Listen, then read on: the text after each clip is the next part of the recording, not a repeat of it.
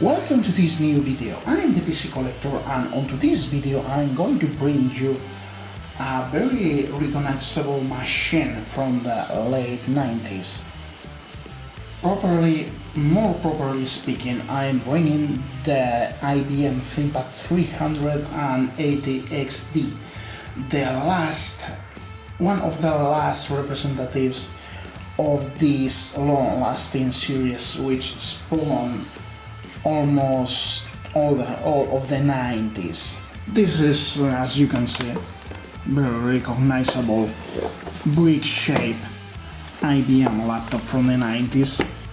And although there was a last installment of the 300 series in the form of the 390, of which one of them has been featured in the Restoration series. The 380 was the last proper 300 series, because the 390 was way closer to the A, T and R series, which replaced the numbered series on the brink of the new millennium when IBM changed all the denominations of their laptops. But this is a proper 300 laptop, keeping the classical box case, which for a lot of people was obsolete, and also the notebook format, which was also on the edge of being obsolete as well, because although the laptop format was popular for most of the 90s, in the late 90s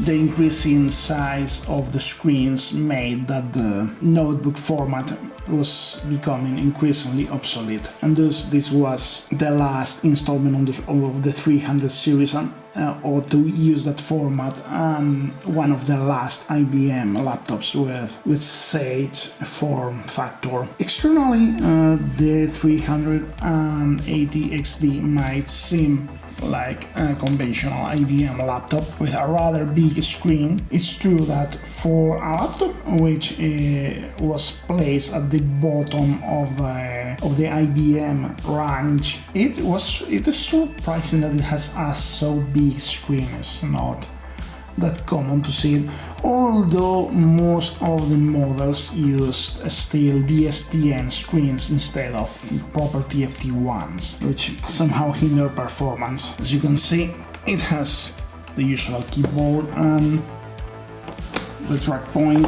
It has two PCMC ports, the physical volume knob, which was common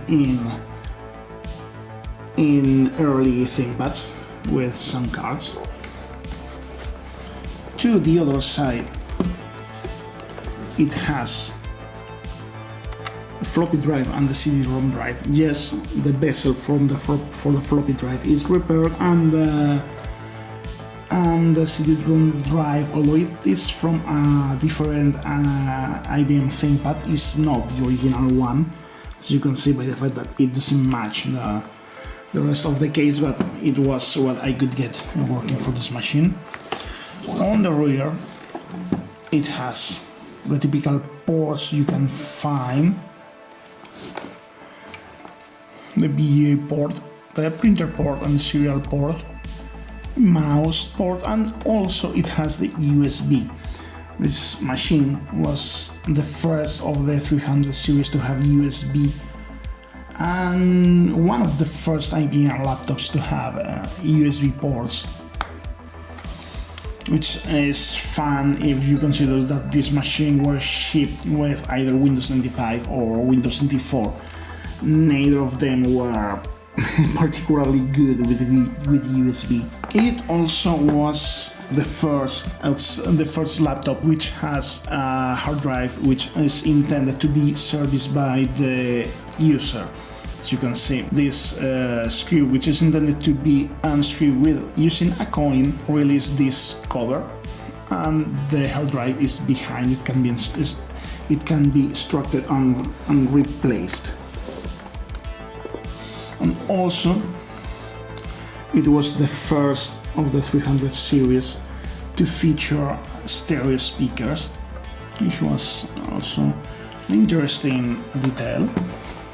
The list of first of these of this machine doesn't end just with some of the features it had, like the USB, the stereo speakers or other feature, but it also is, at least to my knowledge, the first IBM ThinkPad which had 4 clearly differentiated trims. Most previous machines at most had 1 or 2 trims which had minimal differences with them, and then they had different hard drive options or maybe a screen option, and that was all. But the ThinkPad 380 XD had 4 differentiated trims with noticeable differences between them.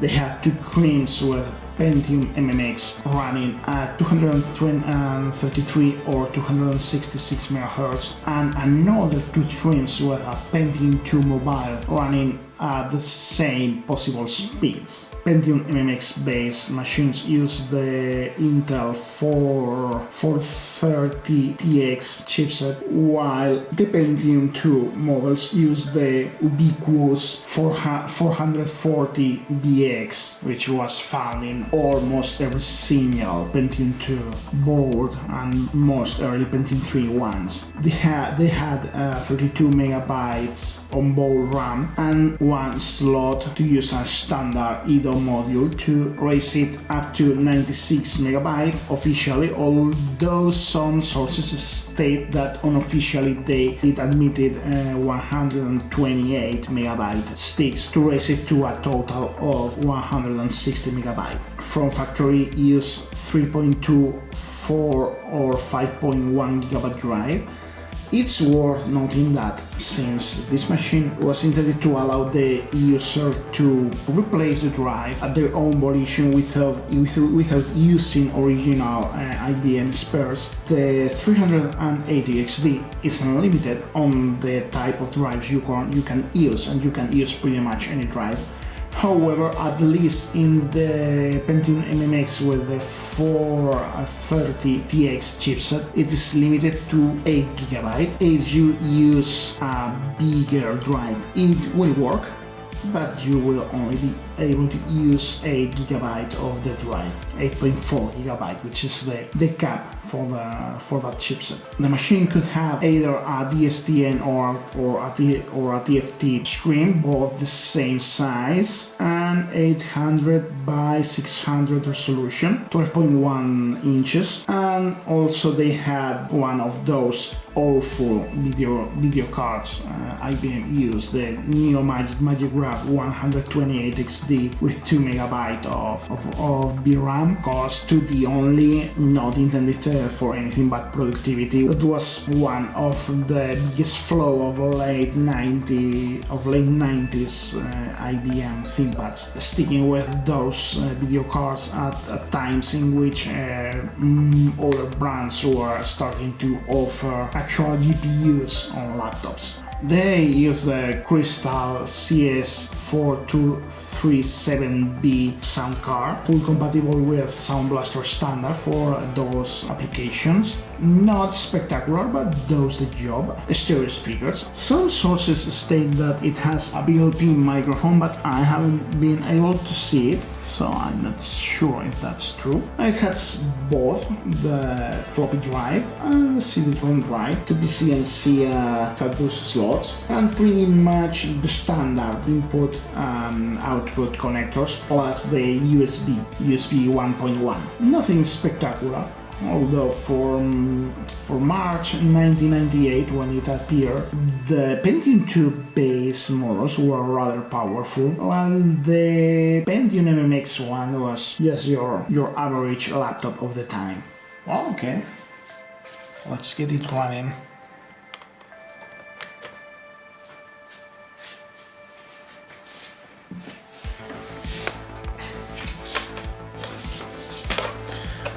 If I plug it in, it might even work. Okay, let's get it running.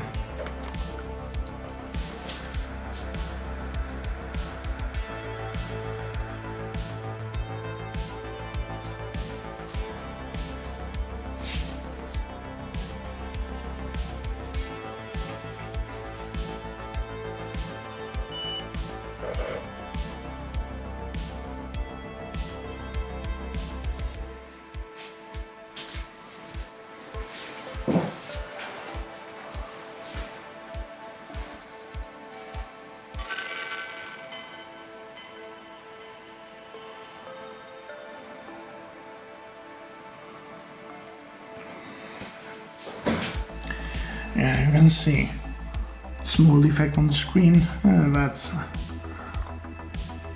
It was something which was with the machine. It came with it. Okay, you have seen Windows 95 with Office 95.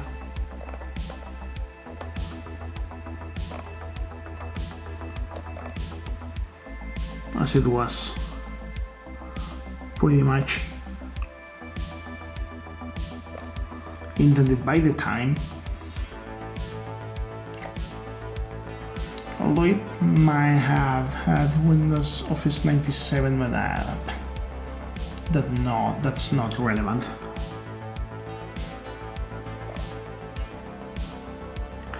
To be fair, this machine is on the limit of which you could use either Windows 95 or Windows 98, though I admittedly wanted to use Windows 95 because I wanted to see if I could make the USB work on Windows 95. This was the first Windows 95 era machine I had.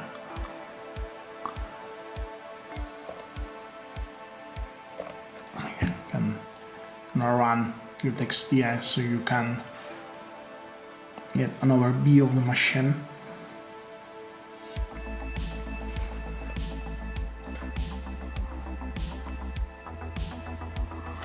As you can see, it's maxed at 96 megabytes of RAM, 233 megahertz.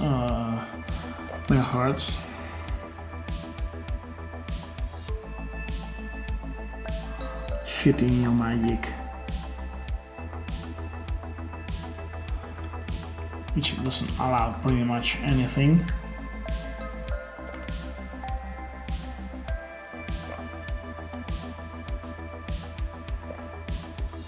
Did I ever install? Yes, I did.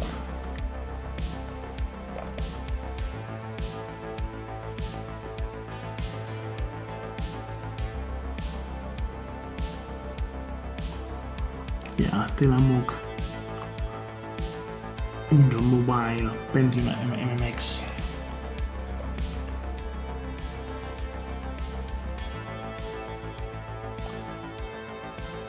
The 430DX, so yeah, seen before.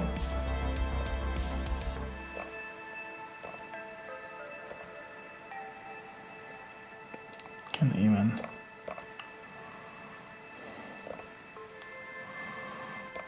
okay, let's do a quick testing name sure.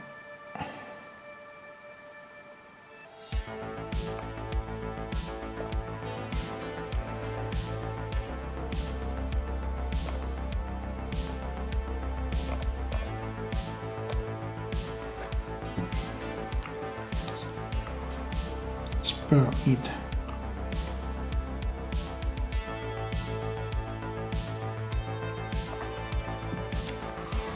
It shows a better result because yeah, it's the 233 megahertz version.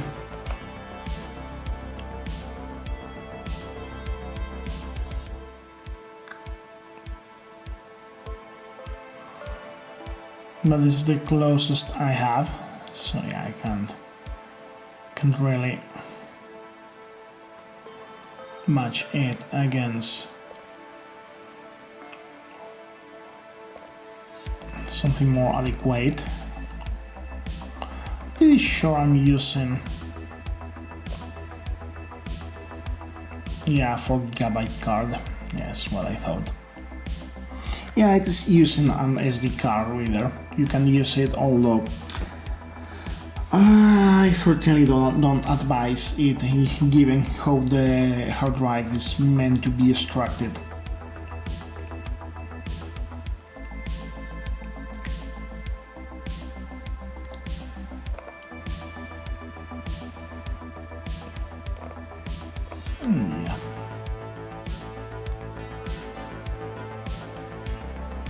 Yeah, Doom.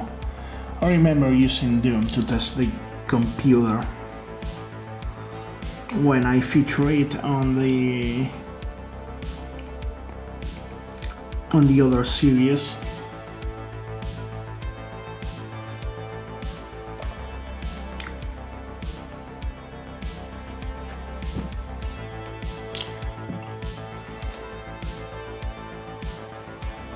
It has. Oh, so I'm going to.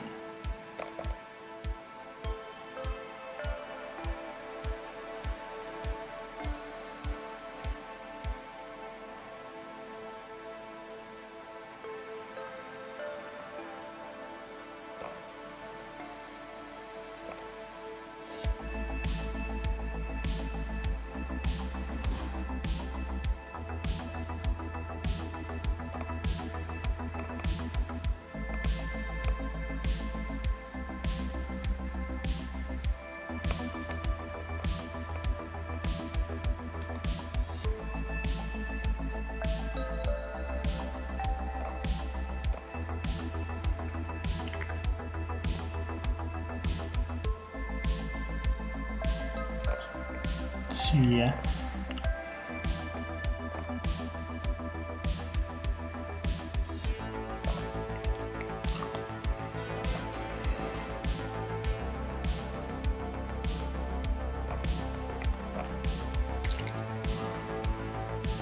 I'm going to start down so you can see how it performs.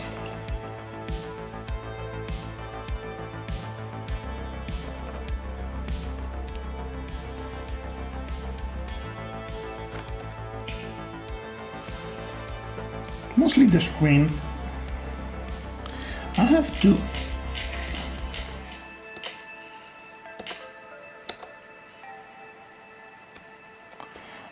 admit that for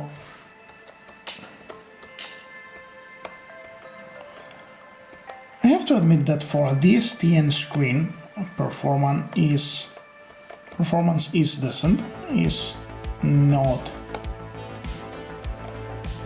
not horrible.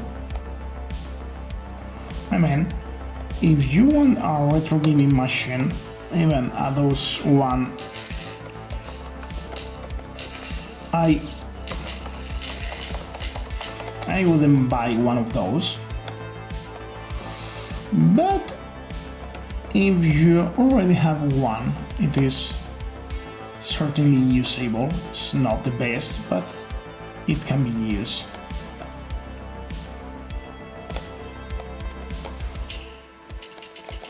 As you have seen, for a DSTN screen is not horrible. Also, if you're lucky and get the TFT, the version with the TFT screen, yeah, it is definitely a much better option. But, well, as you can see, this is pretty much an average late 90s mine and laptop. Maybe with a bit more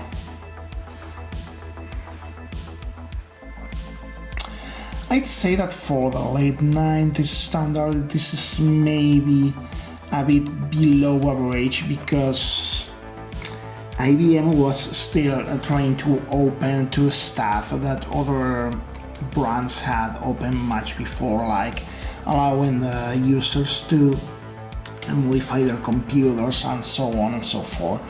You can pretty much do everything you might want to do with a laptop of this time, such as running all software and stuff like that.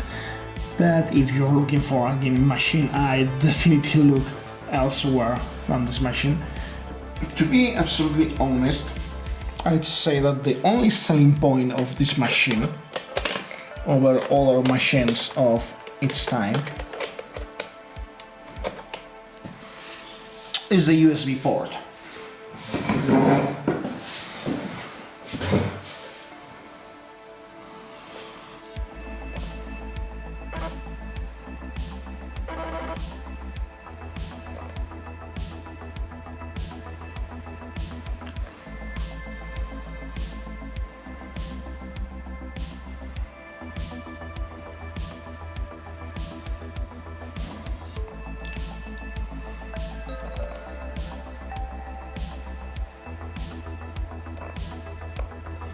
you can see the drive here, which I have stuff. I pretty much have it doing stuff for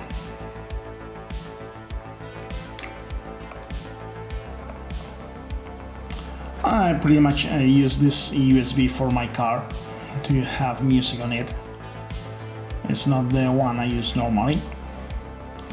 Well, let's try to open one of those files. Save.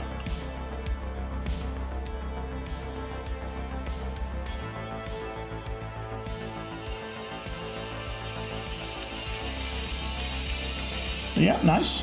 It definitely worked. It is. I didn't expect it to open, but well, yeah. And the performance is not horrible even with the mask on.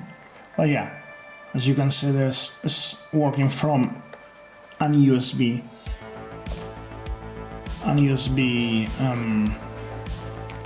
stick, 32 gigabytes Philips USB stick.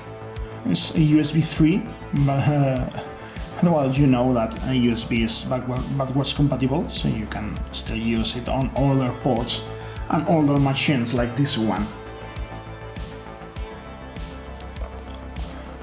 And in case you're wondering and you haven't watched the main series and the restoration series, I'm using third-party USB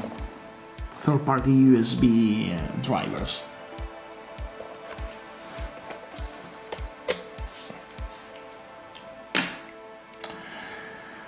Well, as I said, pretty much an average laptop with nothing to its side. It has pretty much the same the normal limitations for Pentium MMX laptops. And if you ask me, the only selling point of this laptop, at least on the Pentium MMX version, the only selling point of this laptop is the USB port. Other than that, if you are looking for late 90s Pentium MMX machines, you'll probably be better looking elsewhere. You can find lots of Compaq and HP and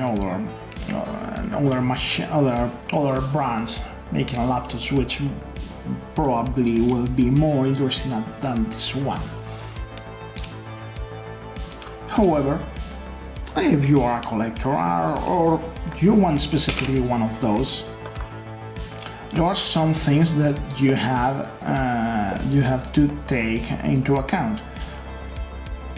For the purposes of being used, this machine has an advantage in the form that it uses the standard IBM power supply, the 16 volt with the yellow cylindrical plug, yellow barrel plug, which is pretty much standard to most IBM laptops, which means that there's plenty of them everywhere. The hard drive is easy to access. It has both floppy drive and CD-ROM drive, which wasn't that common. The late 90s wasn't that common anymore. Most machines only have one of them, and you have to hot swap. The addition of the USB port is definitely a good thing. It's, as I think I mentioned before, probably the biggest selling point of this machine. The second biggest thing you have to take into account is the hard drive, the whole hard drive thing. In the case you want to use this machine with an SD card adapter, you'll have to stick with cards of 8 GB or less, otherwise the machine won't boot. Second thing you have to keep in mind is that due to how the drive is structured and where the port is, if you use an SD card reader, you'll have to disassemble the whole machine to be able to put the card in. You'll have to disassemble and remove the upper bezel to be able to access the drive, so I don't advise using that.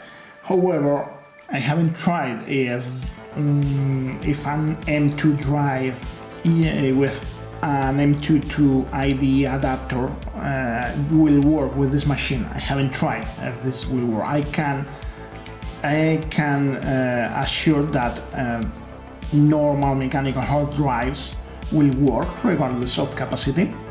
You'll be only limited to 8.4 GB, but the drives will work anyways. I, however, haven't tried if that's the case using an M2 drive with an adapter. So if you want one of those, well, do it at your own risk, because I haven't tried if those will work. It's mainly because due to the case of the adapter, I simply wasn't able to plug it in this slot. I mean, you know that the cases of those adapters, the plastic cases, usually are of very poor quality, and in this case the case of this laptop, it simply doesn't fit. Unless you're going to use it exclusively for business software which requires Windows NT, I honestly would advise avoiding Windows NT, because even with third-party drivers, USB operation under NT4 is even worse than Windows 95. Windows 95 is a more or less solid option, as long as your controller is compatible with the third-party drivers, which is the case of this one. It's the USB 2 controllers are the ones which are more picky, but USB 1.1 usually works well with the third-party drivers. Windows 95 or Windows 98 is pretty much your choice. This machine is on the brink. They could work well with either, although I personally avoid Windows 98 unless the memory is maxed, because otherwise the usage of virtual memory, even with a solid state drive or an SD card, it will noticeably hamper the performance of the machine. It's also worth noting that unlike in all the DSTM machines, it only has one slider for the contrast. There's no way, at least to my knowledge, to control the brightness of the screen.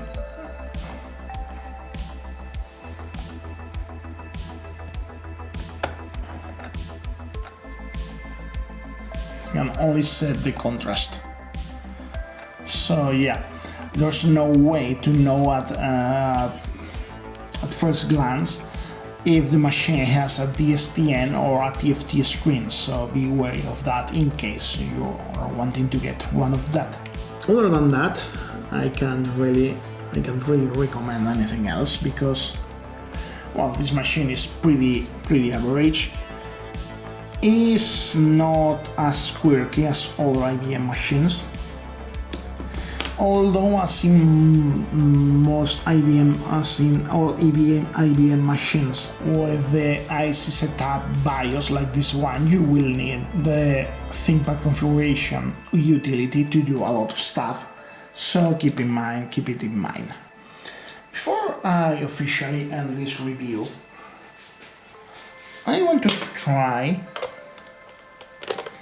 to test, out of curiosity,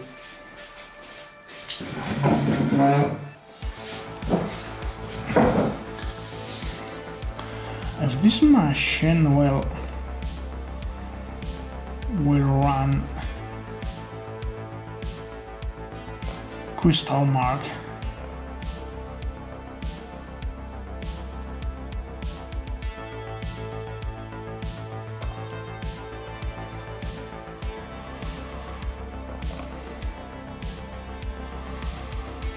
because I think that the last time I did a Windows 95 machine I still didn't have.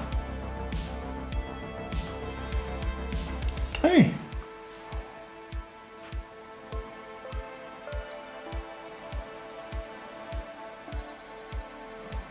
What do you think?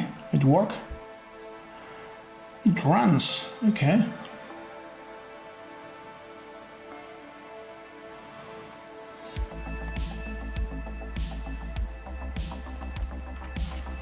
Well, let's try running it, just out of curiosity.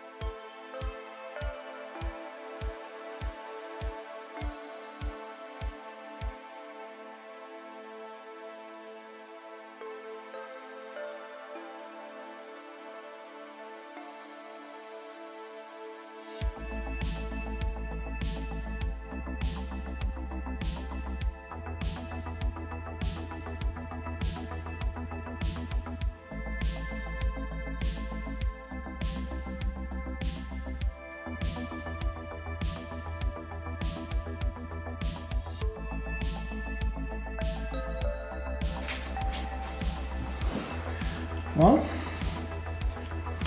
it has worked. You can see that even for 2D performance, the Magic Graph is absolutely awful. But well, it was definitely interesting to see.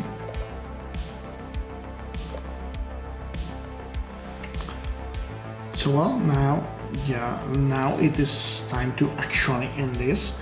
So yeah, I hope that you have liked this review, and I hope to see you on the next one.